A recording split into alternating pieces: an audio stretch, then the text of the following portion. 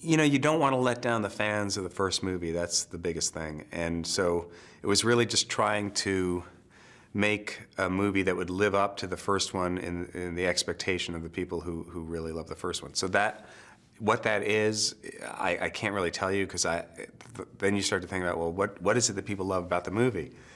And I don't know. They obviously like it as a whole, and they have, you know, probably favorite things. And for me, there were parts of the movie that I felt were essential. Besides, you know, the Derek and Hansel and their relationship, I always felt that Mugatu was a really important part of the movie.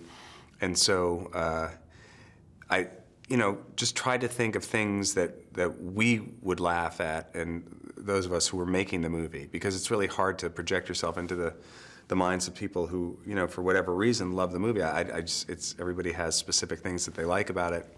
So, which is great, you know, it's great. I feel very fortunate that there are people who love the movie that much, but to really understand like what it is and try to recreate that is really hard. I give Drake Sather credit for, you know, creating it and coming up with the idea, and then when it evolved, when we were doing it, was the idea that he's like really innocent and incredibly genuine. You know, he's just very genuine and incredibly self-involved, but it all comes out of a very sort of naive and kind of innocent place with him. So it's like a very clear framework for what is and isn't Derek, and how Derek reacts to things. And so it's a very simple thing, you know, doing the character. And so it was fun to go back into it.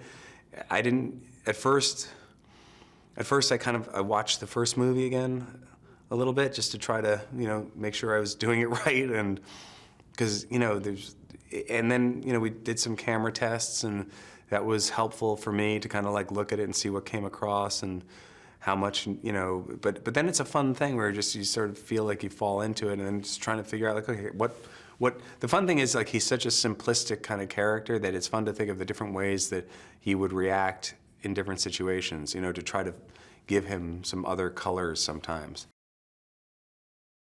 It's 15 years later. We had to take that into account. What have Derek and Hansel been doing?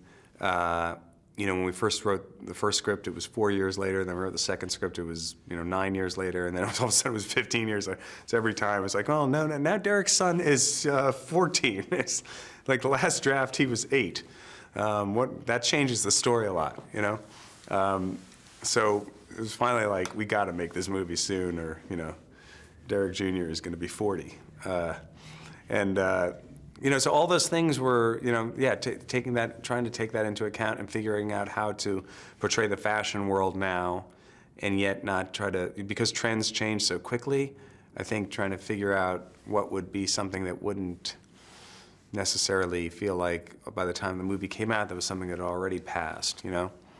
And that's been a challenge, to tell you the truth, because also in satirizing the fashion world or parodying it in any way, it's all so over the top anyway, that you can't really top it. I mean, when you really delve into it and you look at, you know, what people are doing out there, it's, you know, it's all so crazy. So he's living up in the mountains, and Hansel's living out in the desert, and you know, because his career is over, and they both receive an invitation. He gets a visit from Billy Zane, his old friend, who has an invitation in the mail from him, from Alexandria Atoz, who is sort of the biggest fashion icon in the world in the wake of Mugatu going to jail, and she's sort of filled the vacuum, and she has a fashion empire, the biggest one in the world, and she has a new designer named Don Atari, who's kind of a hipster new thing, and she sends this invite to Derek asking him to be in Don Atari's show for her, and Hansel gets the same invite, mysteriously. So both of them, out of the blue, are invited back into the fashion world, and they can't resist, so they take the bait and they go.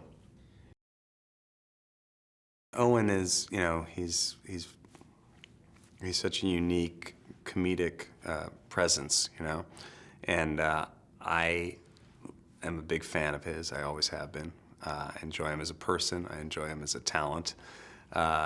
And for me, you know, he just created this character, Hansel, to me. Hansel and Mugatu and Derek are all, to me, that they all are Zoolander. You know, it's like when someone says they love Zoolander, to me, I think that means they love all those characters. And you know, it's a very specific point of view that Hansel has on things, and we decided to try to take some chances with going with some ideas for Hansel that have happened to him over the years that he's been out of the limelight, and you know, make a commitment to certain jokes with him that I felt Owen could pull off in a very unique way, because you know, he's just one of the funniest people there is.